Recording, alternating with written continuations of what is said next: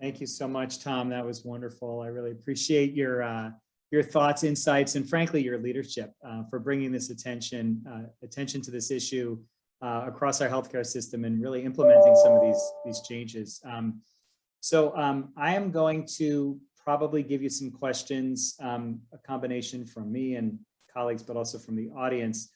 Let me see if I can, so let me give you some questions from the audience to start with. So the first question is, I'm wondering if you could take your comments a little bit more broadly and comment on how the lessons that have been learned from the efforts here at MGB may inform digitization for low or middle income countries in particular.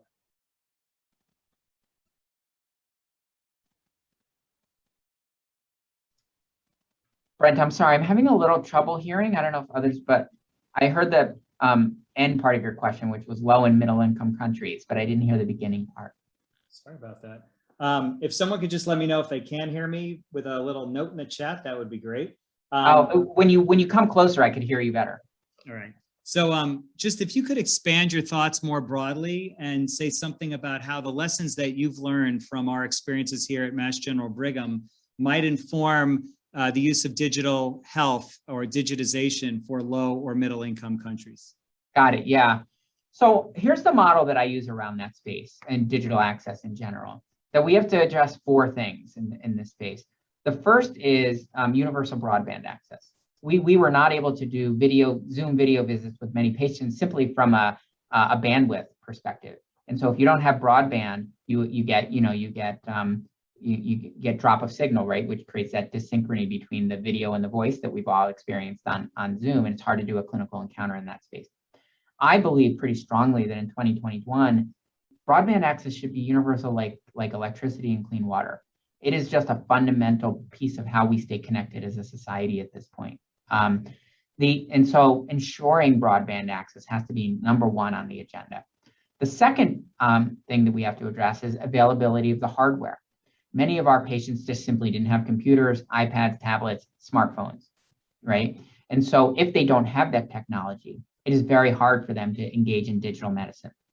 And so that hence comes our program around distribution of iPads and other tools. But somehow you have to get to how do I get the hardware out to these communities? The third issue is you could have broadband access, you can have hardware, but the software is not developed in a way that meets the needs of everybody. And I'll say that in a couple ways. The easiest example of that is actually, it's at least in our country here, it's almost always developed from the ground up entirely to production and distribution in English. And then what happens is someone will ask, well, what about my Spanish speaking patients? And then the company will sort of go back and say, well, how can I sort of fix this so it's in Spanish? That is not the way you develop a multilingual software platform, right? It has to be from the ground up developed in multiple languages. It's almost like, watching a movie that was in a different language and then having it dubbed over, right? That never feels quite right when that gets done. So what we need to do is make sure that the software itself is really designed in a way that meets the needs of everybody. Language is one example, but the other is just, health technology literacy, right? Some of these apps are complicated. They're not user-friendly, and they just require some navigation. That is the point of us hiring those digital access navigators in our system to really help people walk through. And then the fourth challenge, I said there were 4. The fourth challenge is, I think, is overcoming our own structural racism. Who do we offer these programs to? Do we assume that because of your age, your race, your language you speak, that this isn't for you? And while we would all like to say we don't do that, we offer to everyone, our data and our system suggests that's untrue. That we definitely have differences in who we offer these programs to, and we have to get past that, past our assumptions and our biases and racism or ageism or sexism that exists in our system. That's really interesting, Tom. Thanks. Very thoughtful approach.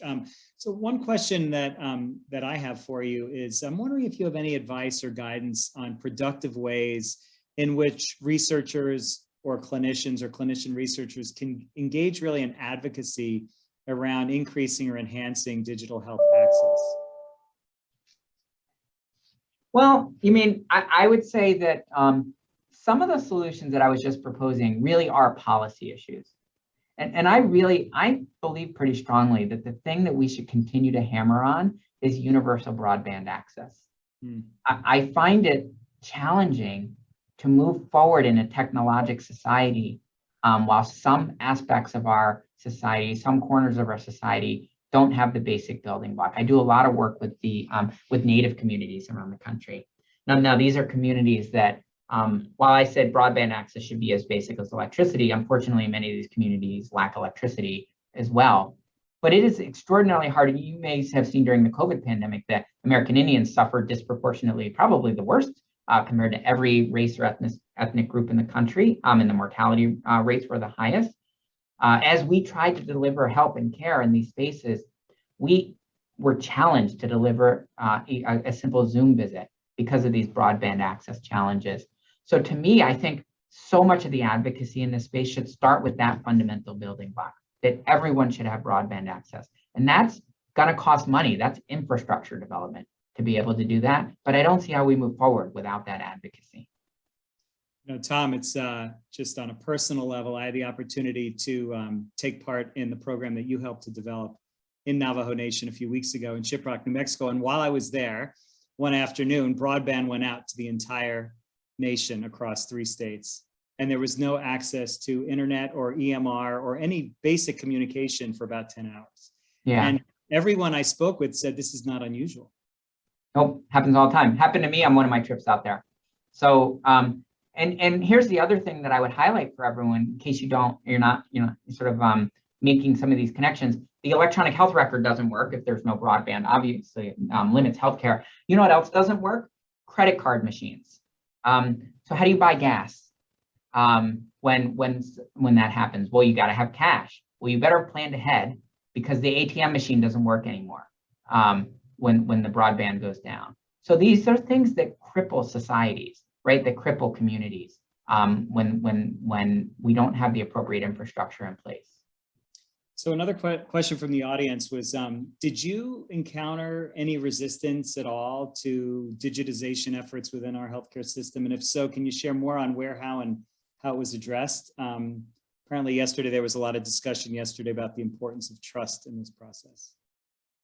Well, I guess I would put the barriers in a couple of spaces.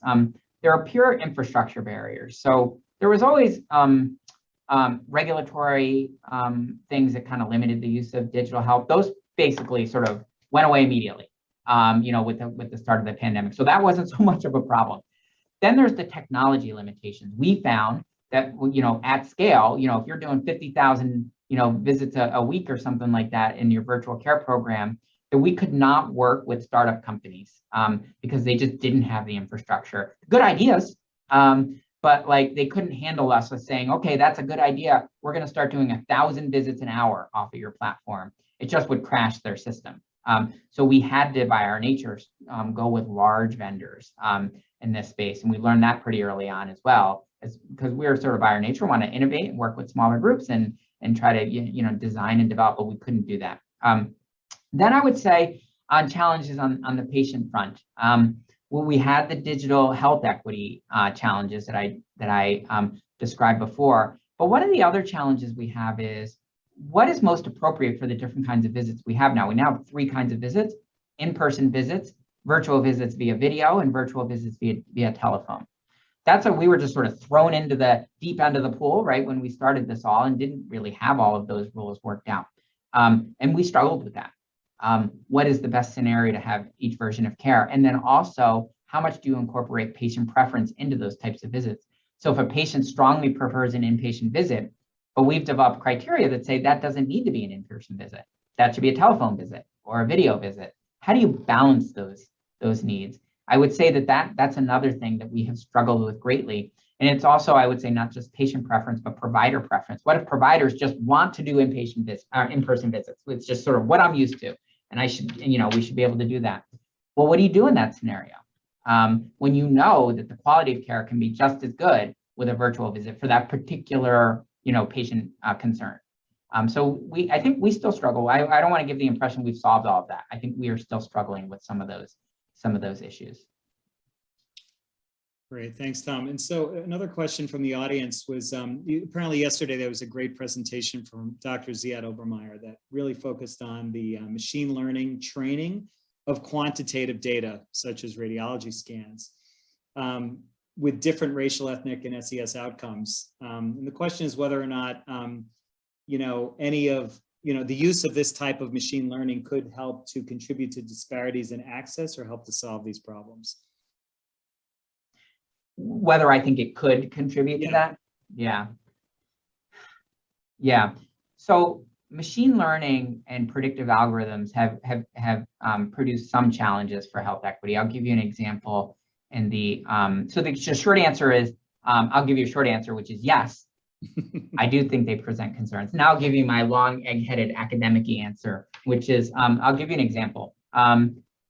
High-risk care management programs identify the patients who, in an ambulatory environment within a population health management program, patients who incur high healthcare costs per year.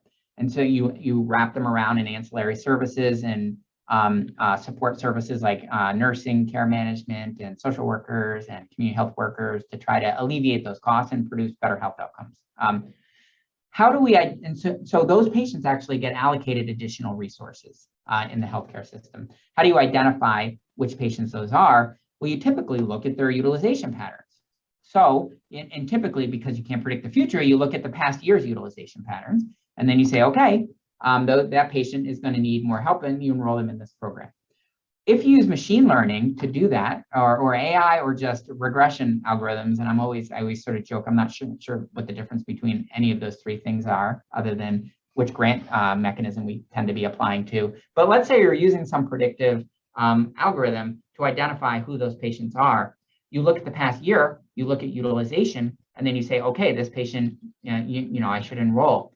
The challenge is we know very clearly that for any equivalent health status state, Black patients and Hispanic patients and non-English speaking patients are less likely to utilize the healthcare system compared to white patients. And if that's so, when you run a machine learning algorithm like that, what's going to happen is it's going to preferentially identify white patients over Black patients, let's say, at the same health status indicator. If you do that, you preferentially assign more healthcare resources to white patients over time. And I'm not making this up. This has been shown in an algorithm that was being used for population health management programs. And so I think we have to be very careful about machine learning as it relates to equity and make sure we understand what variables are being input into those machine learning algorithms so that we can have a good understanding of how to interpret what comes out of them. Really good answer, Tom. Thanks so much. Turning the topic a little bit more to access in different, based on either clinical, population, or location. So one question is, do you see any distinctions at all around access with regards to whether it's a behavioral health condition, a general medical condition, or surgical condition as it relates to equity? Is that something that you've come across, or how you think about addressing it? So I just want to make sure I understand the question, Brent. Do I see differences in the issues of health equity across those different conditions? And access in particular, whether the person has we know, for example, there's tremendous stigma associated with behavioral health conditions and substance use disorder conditions, but how does the issue of race and healthcare equity play into maybe differential aspects of access with regards to whether a patient has predominant behavioral health issues or predominantly medical issues and so forth? I got it. And this was a now I'm going to go into a little bit of a data. I'm going to make some statements that are a little data free, but which is always a little dangerous. But it is my general sense that the sort of stigma associated with behavioral health and substance use disorders in particular serve to amplify the racism that patients experience. Substance use disorder to me is almost a poster child of that, where we have assumed, and I'm sure the audience here knows way more than I do about this, but we have assumed that substance use disorder, the majority of the population believes it to be a personal failing. And as opposed to a clinical condition. And if we're going to have that belief, we are going to be more likely as a society, unfortunately, to believe that to be true of people who are different race, ethnicity, and language speakers than we are. And you see that then enacted in policy, in public policy, and in health policy around the management of substance use disorder, where we heavily legalize it. Not only just the types of drugs that are used, the types of substances that are used, and if they are used differentially by race, you can see differences in the laws that are applied. But then we legalize and put rules around the use of effective medications in ways that you would just like Suboxone, that you would just never see for other chronic illnesses like diabetes. We would just never say, here's a good new medicine that saves lives for diabetes, but go take this 3-day training course before you can use it, and then we're going to put you on a registry to monitor your use of this medication. What would that do to the management of diabetes? I'm guessing it would adversely impact the management of diabetes. We do that in the behavioral health and in particular substance use disorder space. And I believe that a lot of that has roots in structural racism in our society as well. But that's, Brent, where I'm saying I'm getting a little bit out on a ledge here in terms of like how much data there is to support that. But when I follow that trail of breadcrumbs, I have a hard time coming up with a lot of other plausible explanations for it. Yeah, that's really helpful. All right, we have some great questions from the audience. The first one is, it's poignant how we discuss AI, augmented care at MGB on the one hand, but then the lack of electricity and broadband on the other for large swaths of the country. You are uniquely placed, both personally and professionally, to talk about how a top-down and a bottom-up approach to digital mental health needs to happen simultaneously. Could you get into the weeds a little bit about this? Apparently the audience that we have here today is really uniquely placed to act on these kinds of issues. Yeah, so I actually think that there's a couple of, I think that's interesting. I haven't thought about it from that angle. I think that the top-down approach around digital access as it relates to behavioral mental health is that the infrastructure, we need to make sure, again going back to like broadband and other things, that sort of infrastructure probably benefits from a more top-down approach. That we need to just say, this is the standard that we are employing, whether it's broadband access or whether it's the data storage capacities, whether it is the tool that we're using, that we should be standardizing on, that we should sort of almost mandate, right? That this is what needs to be in place across the country. The bottom-up approach, though, is where that comes into play is these tools then need to be designed to meet the needs of the patients that we are hoping to serve.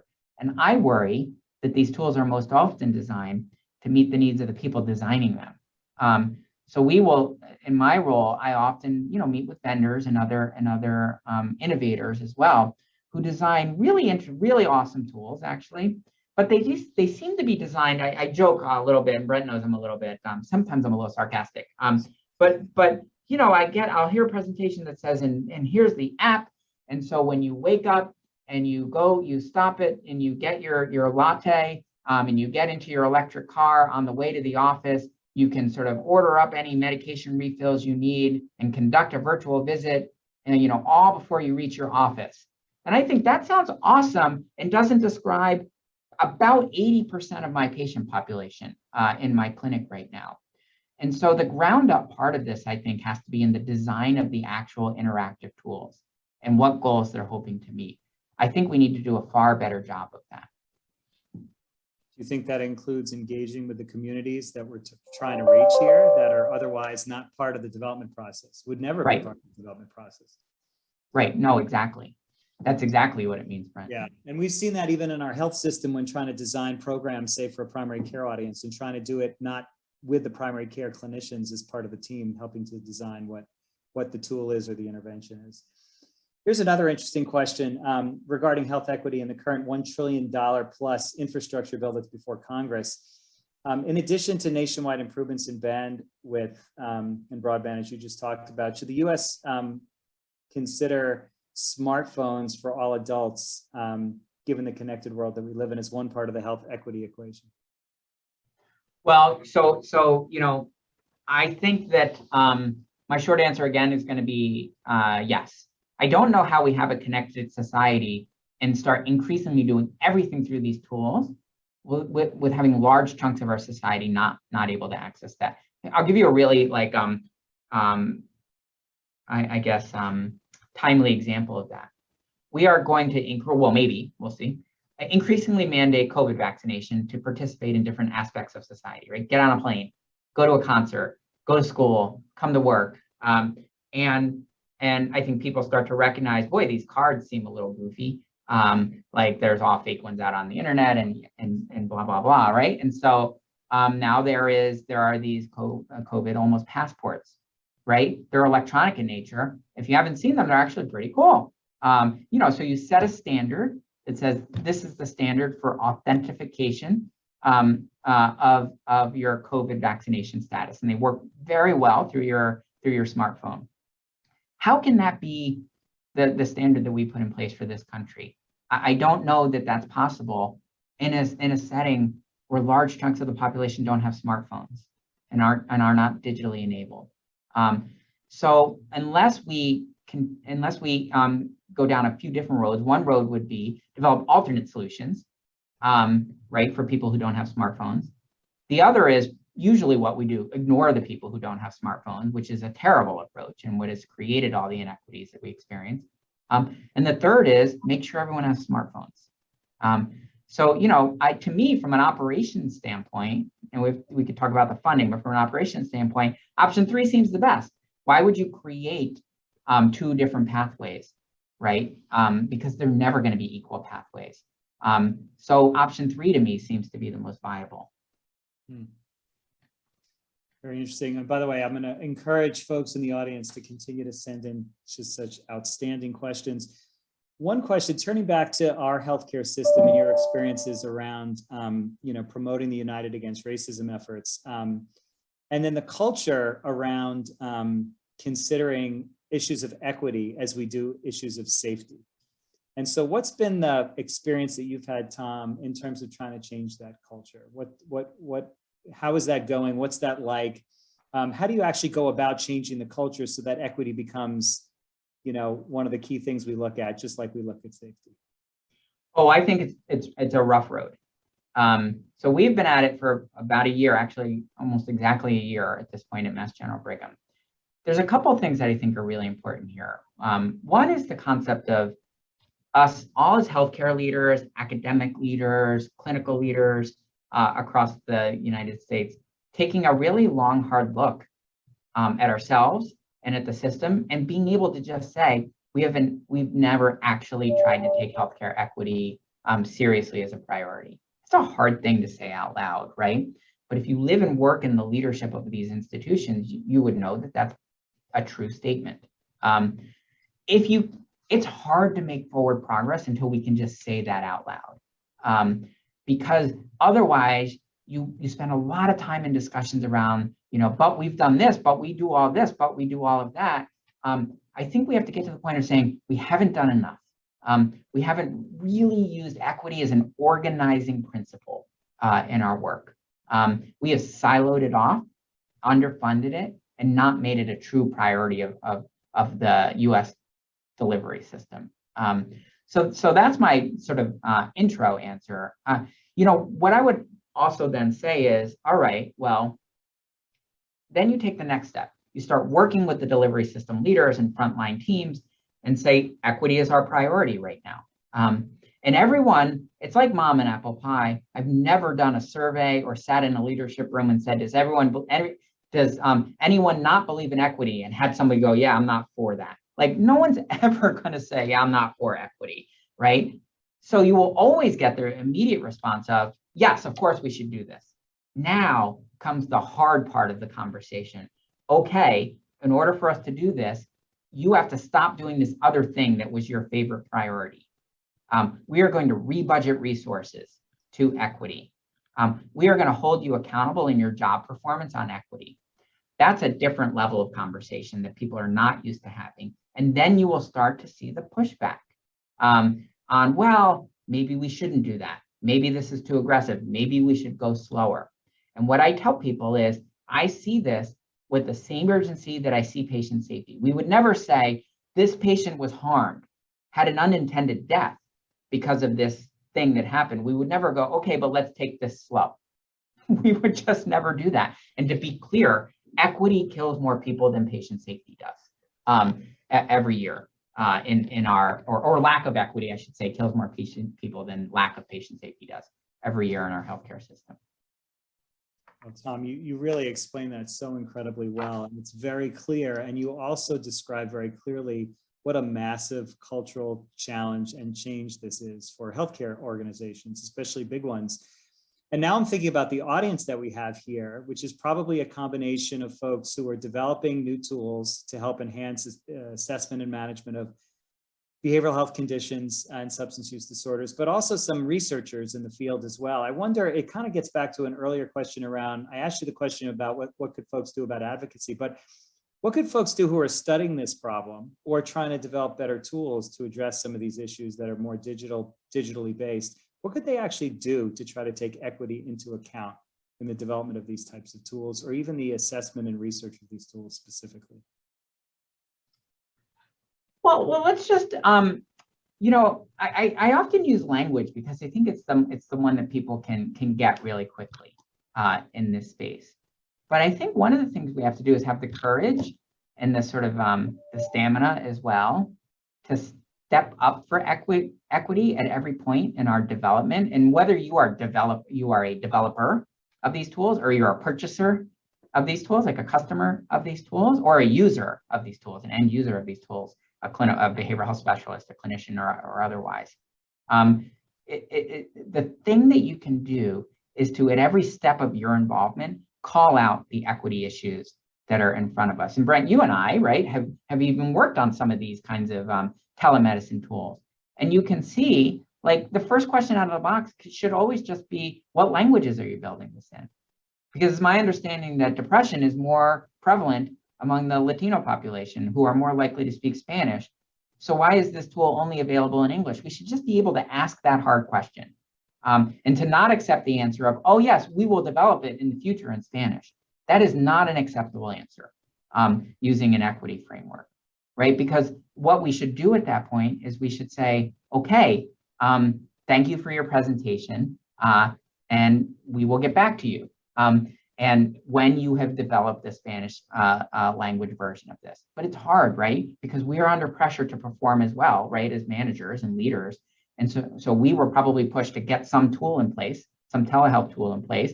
You know, Brent is probably sitting there thinking, you're the one who pushed me to put the tool in place in the first place. But so we have pressures, right? To get these tools in place. And that's where the leadership support comes in, right? That you have to have a president or a CEO that says, it's okay, I get it, why you didn't put this in place, because we don't have an appropriate tool. So that's the big thing that I would say we can do the most of, is at every step of the development process, regardless of what your stakeholder role is, that you push on that equity angle.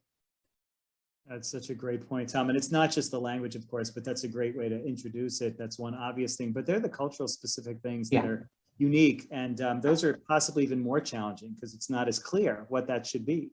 And that's probably why having stakeholders that are from various populations really help to inform these development, whether it's development of a grant idea or development of an actual tool that's going to be used in a vendor setting. Yep. So we only have a couple more minutes of time left. We've talked a lot about, I'm just trying to see if I have any other questions that are listed on here. Oh yeah, one other question I have for you, Tom. You showed on one of your slides sort of the way the various racial, ethnic breakdowns in neighborhoods in the Boston area, which might be a microcosm for other parts of the country and the world, of course. But each one of those communities has their own issues, right? And they have their own issues related to access. And I'm just wondering, from a systems level approach, how do you really try to design programs to really address specific underserved groups that may have actually different issues of access depending on what population they come from? How do you start thinking about that? Yeah, so that's and I breezed through this a little bit on the slides, but that's what others have termed, and we have sort of adopted it as our model, precision community health.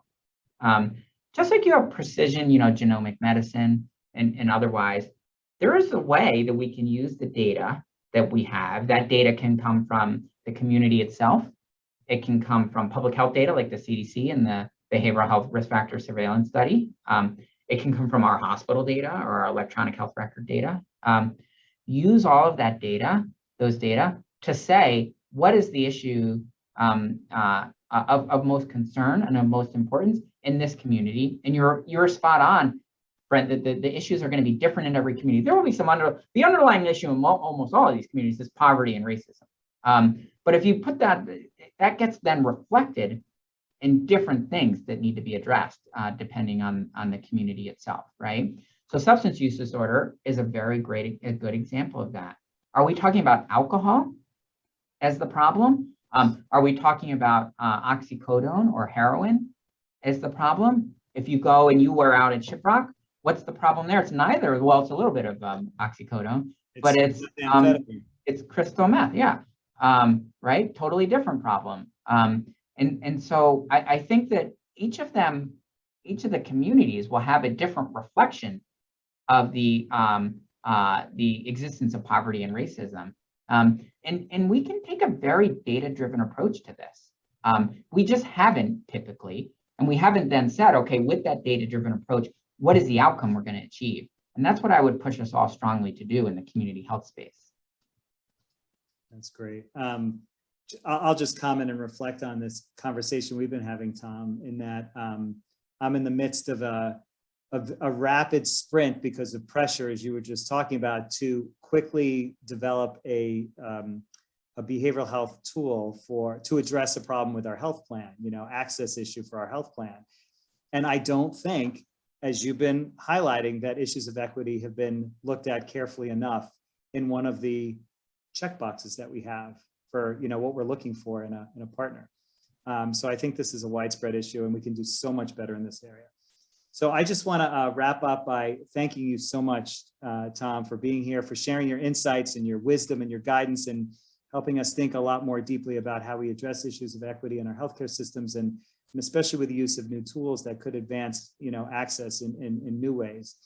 And I just want to say, in terms of just the overall session, been given a heads up to say, please stay on the Zoom session for the next symposium option A, which is Brain to Bedside, Bringing Ideas to Clinical Practice, a session on pain medicine, or for symposium B, join us at the Zoom link that you can see below on updating the APA's framework and novel approaches to mobile app use for mental health. Thanks again, Tom. Thanks again to the organizers of our wonderful TIPS conference, and hope you enjoy the rest of the conference. Yep, take care. Thanks, bye-bye. Thank you.